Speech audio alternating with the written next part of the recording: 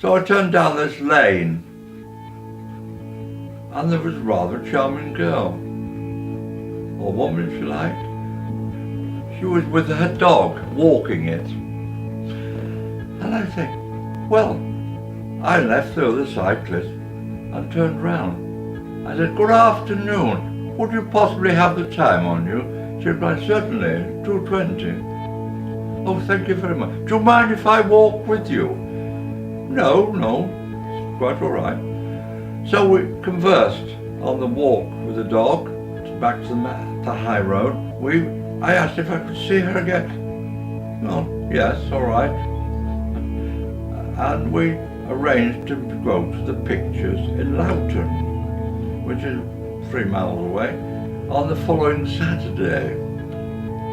Unfortunately, I was late and I'd missed her, and she'd gone on her own to the pictures. Anyhow, I thought, oh dear. So I repeated the performance again the following Sunday and went down to Northwich, and there she was with a friend cycling the opposite way. And you know what? We recognised each other. And she said goodbye to her friend and peeled off and followed me, and we met again. And this time it was for real. We had a lovely ride in the country lanes of Essex, and we took it from there. So when Betty finished at 5 o'clock, I used to meet her at Liverpool Street Station, and we'd travel sometimes way out of my way, home together, to Betty's home together, and enjoyed it. And it developed quite nicely, this relationship, which came to loving relationship, I think, one to describe it. Got to London Airport, watched an airplane, you could do that in those days, come and go. And I proposed to Betty at London Airport, and I was accepted. It was a very, very nice moment, beautiful moment. We were to be married at North Weald Parish Church on the 23rd of August 1958. It was a nice service, very nice service. Went home to see how she was. Her father said, oh, she's in the hospital having a baby. So I'm in my big wheel lorry, Foden, imagine, eight wheels, and I drove it right as fast as I could to the hospital and parked in the hospital, main part of it, and dashed in. I was just in time to see my son born, and before he'd been washed or anything. He was beautiful, my first son. I worked various places. I was head gardener, 1 or 2 places, but when the mood goes, I move on. And Betty doesn't mind. Betty supported me in everything I did, always.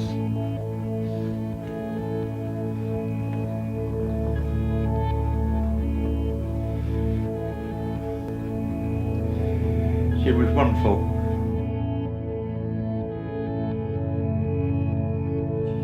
And at that stage of life, people have been together for many, many years, often decades, and to suddenly go from having spent 40 to 50 years with a partner to often then living by yourself, because you're typically not living with family anymore. It can be a very big change in life. So you've lost your loved one, and now you're also living alone as well, which can lead on to feelings of loneliness, isolation, all at a time when you really do need the emotional support.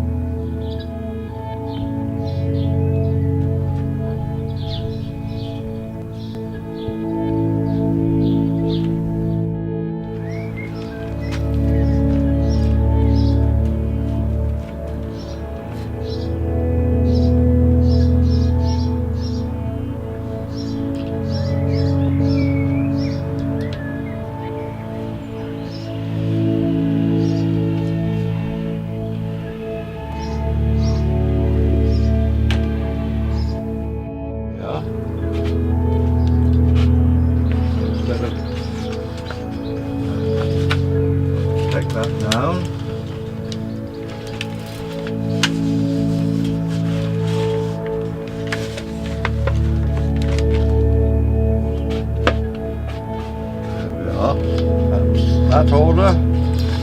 They're sold. 16. There we are. It makes one look forward to, after Christmas, to this hope spring will come. And it's been a very difficult winter, this one. 2018 has been a very difficult winter. But it's beginning to show nature knows what it's doing and beginning to produce things. They're late, but they're beautiful. Well, that's about it. We must get on, mustn't we?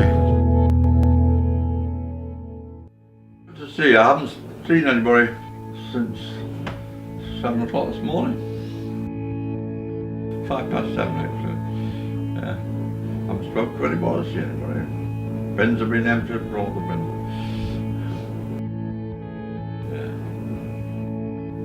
Research completed by Samaritan shows that loneliness certainly does have a negative effect on people's mental health. As human beings, we do need to have contact with other people, both to keep ourselves active and engaged mentally, but also just for our overall health and well-being. So inevitably the loss of a partner or of a loved one leads to those feelings of loneliness and therefore has an ongoing negative effect on people's health and well-being.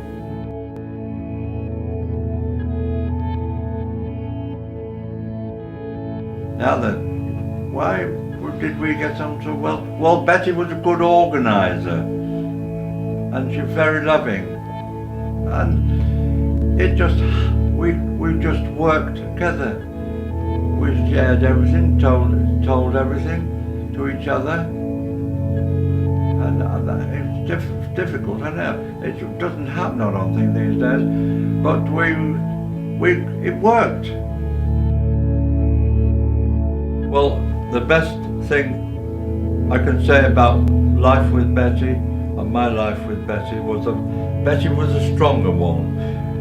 She had all the sense and intelligence and passed it through to me. If there was a doubt about anything, we'd discuss it and then we'd act accordingly. Betty was my strong one. Strong in the mind, everything. I was deeply in love with her, always. That you have to listen to each other. And if you have a problem or an argument coming up, seal it with a kiss or a cup of tea. You can feel it going down there and you're friends forever. But there is nothing to it. It just means that you love each other. It all comes together. It really does come together. One understands the other. What more can I say other than that? Go to it and love. Well, the way we get through life now, just I'm on my own now, but Betty's watching from heaven above. BRB, Betty Rose Bamford. These are her plants and always will be.